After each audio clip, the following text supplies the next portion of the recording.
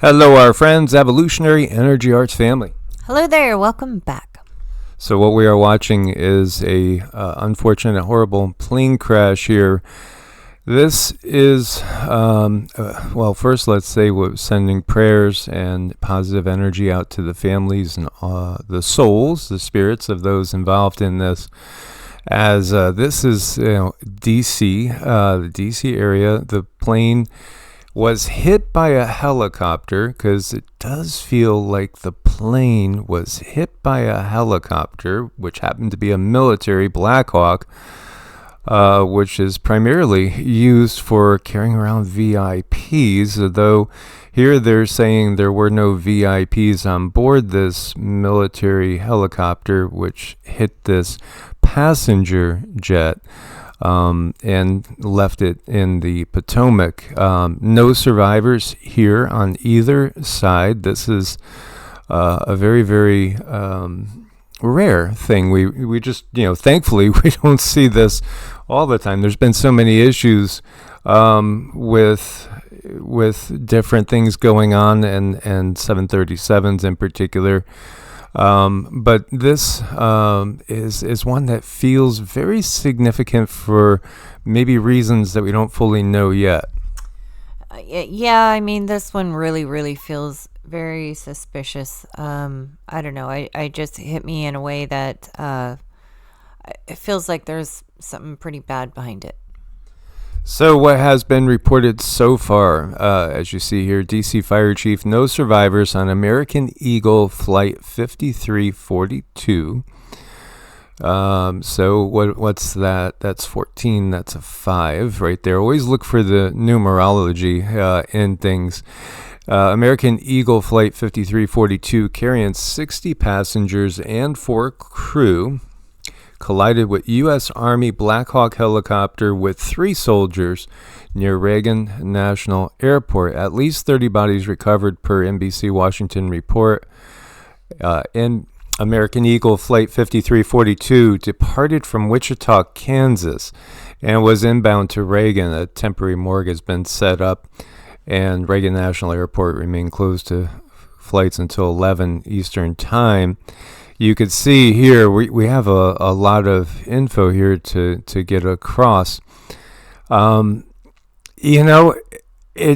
really feels as though this shouldn't have happened, obviously, but it feels like this is very significant for more reasons than one.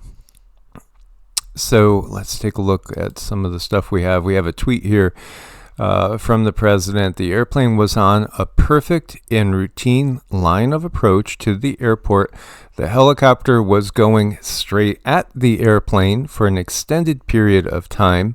It's a clear night. The lights on the plane were blazing. Why didn't the helicopter go up or down or turn? Why didn't the control tower tell the helicopter what to do instead of asking if they saw the plane? This is a bad situation that looks like it should have been prevented. Not good. And again, that's from the president. Russia says a Kremlin spokesperson, Dmitry Peskov, has confirmed that Russian figure skaters were on board the passenger plane that collided with a U.S. Army helicopter. Unfortunately, we see this tragic information as being confirmed. Peskov added that there were also other Russian nationals among the passengers. Sad news from Washington today. As you look at the time, this was posted 9:33 GMT. Again, symbolism. Always, we just can't help but look for this symbolism. And here we have some photos of some that apparently were on the plane. Kremlin media reports Russian national pairs figure skating champions Evgenia Shishkova and Vadim Naumov were on board the plane that crashed near Washington, D.C. They won the world's pair figure skating title back in 94 and 98. They ended their athletic careers and moved to the U.S., where they began coaching pairs and singles skaters. Their son, Maxim, competes for the American national team in men's single skating. Presumably, the son was on board the crash airplane with his parents. I wonder who else is on there. And of course, Into Thin Air, who is very suspicious all the time too. He does a good job using his eagle eye there. The Doomsday Plane, there's a Doomsday Plane that was circling the crash area. There's nothing up over the area now, at least that we see when we look at AdSpec Exchange. However, why would a Doomsday Plane be there? Because it's typically more for nuclear situations or, something going on with high-ranking military personnel. Was there somebody on board that they're not disclosing? Or some people on board that they're not disclosing? Very, very curious to say the least. This absolutely should have been averted. It wasn't like it was a blizzard. It wasn't like it was, poor visibility. The Black Hawk apparently was flying dark, so to speak. As far as the transponder situation, that's another question. And here Dr. Jane Ruby is pointing out, was it on a mission? Because it seemed to have 3 near hits before it actually did. They're showing this as a plane, but that's the helicopter, before it did actually crash. So was the pilot on the helicopter compromised in some way, shape, or form? That would be a big question. This is actually replaying again the flight path. It feels, with all the confirmations going on right now, so much is changing hands, at least in outward appearance. And, you have this type of disaster, you always have to really, really wonder, are there messages being sent with this? What do you feel, my dear? Well, unfortunately, the message that came in, when preliminary message before we looked into any of this was there was a loss of control. So, unfortunately, those that were in the helicopter had no control, and in more ways than one. So I picked up multi-level. I picked up like physical control and mechanical control completely went black. And to me, this is a message saying, once again, and this isn't the first time I've picked this up with an accident, we just saw that other jet just drop right out of the sky. It just dropped. And there's the ability to take over controls, and then the pilots have no ability to do anything. So it seems like these are the messages being sent. Who else was on that plane? I'm sure we're going to find that out pretty soon. It's a extremely unfortunate, very frightening event, because it seems to be becoming more widespread, where the controls are just being handed over to someone else, and it's yet to be seen who that person is, or group of beings, but definitely something to keep an eye on. And I think we should be in a place where we're a little bit guarded. I don't like this. I think there's a lot of infiltration on many different levels for people who are have the ability to make positive change. We kind of need to stick together, those that want to have positive change and want something different, because I do think that there's like this huge tug of war right now in the very beginning of things that we got to keep an eye on and keep our energy up, that the world is going to come into alignment and we're going to be in a better place. I think that's where we need to keep our heads. Absolutely. As the world certainly doesn't need any more war and chaos. So this is saying that the flight originated over at Langley in the CIA area, and it is, again, by its nature, it's a VIP transport, a VH-60 Black Hawk, as is reported over here by Jordan Crowder. So, supposedly not transporting anybody at that particular time. And so, did you know that there was a drone situation a couple days earlier?